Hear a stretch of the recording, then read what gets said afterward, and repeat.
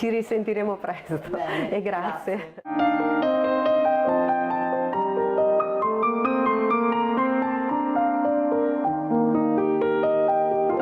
Un'iniziativa complessa, quella organizzata a Gemona da Flavia Virilli, assessore alla cultura e vice sindaco del comune di Gemona, una giovane politica competente che ha saputo mettere insieme l'America di Kennedy, l'ultimo numero di Limes e la prima geopoesia del Friuli. Tutto è nato dall'archivio della Cineteca del Friuli, che è una delle poche cineteche d'Italia tutelate dal Ministero, e quindi noi siamo consapevoli che forse non è conosciutissima in patria quanto fuori. E queste mostre, della quale appunto lo Specchio dell'era Kennedy è la prima edizione, questi triennali che hanno esordito con questo progetto, ci permettono di far conoscere ciò che non è archivio propriamente filmico della Cineteca. E da lì si è sviluppato il progetto che ho tratteggiato poi in sala, quindi oltre a manifesti, fotobuste, documenti d'archivio, libri e fotografie tra l'altro integrate da una bella collaborazione con la JFK Library e la JFK Foundation di Boston, hanno visto comunque svilupparsi un percorso che aveva bisogno di un aiuto esterno per, come dire, fare un po' il punto di quella che era la situazione all'epoca di Kennedy, ed è stato naturale pensare a Limes.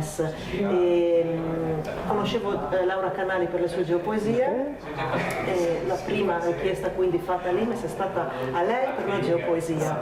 Poi da lì è partito tutto, l'inserimento delle mappe in mostra e alla fine che il coinvolgimento di Lucio Caracciolo per la presentazione del volume, che guarda caso proprio va a parlare d'America, quindi diciamo che a volte ci vuole anche un po' di fortuna, e di questo è stato il caso.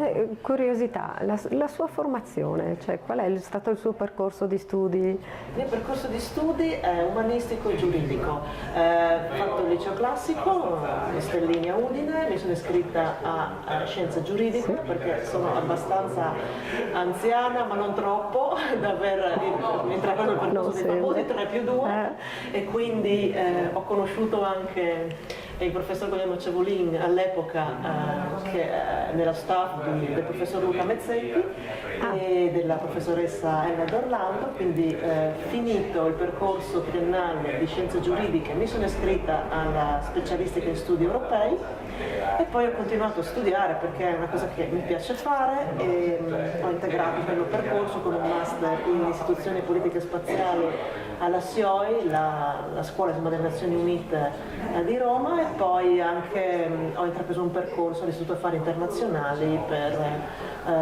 diciamo, ottenere il certificato di analista di politica internazionale. Ma queste sono passioni che vanno insomma al di là del ruolo amministrativo, che è molto appassionante. Anche in piccoli comuni si può fare molto quando la storia, noi abbiamo questa fortuna, ce lo permette, perché abbiamo un archivio antico veramente ricco di tesori, abbiamo la Cineteca, abbiamo questo portato storico e così dire di impegno civile che ci viene dall'esperienza del terremoto, e quindi effettivamente c'è tanto da raccontare. E di qui anche da questa sua preparazione si vede appunto l'interesse, da dove viene, insomma, la capacità di proporre e organizzare un'iniziativa di così alto profilo. Ancora complimenti. Grazie.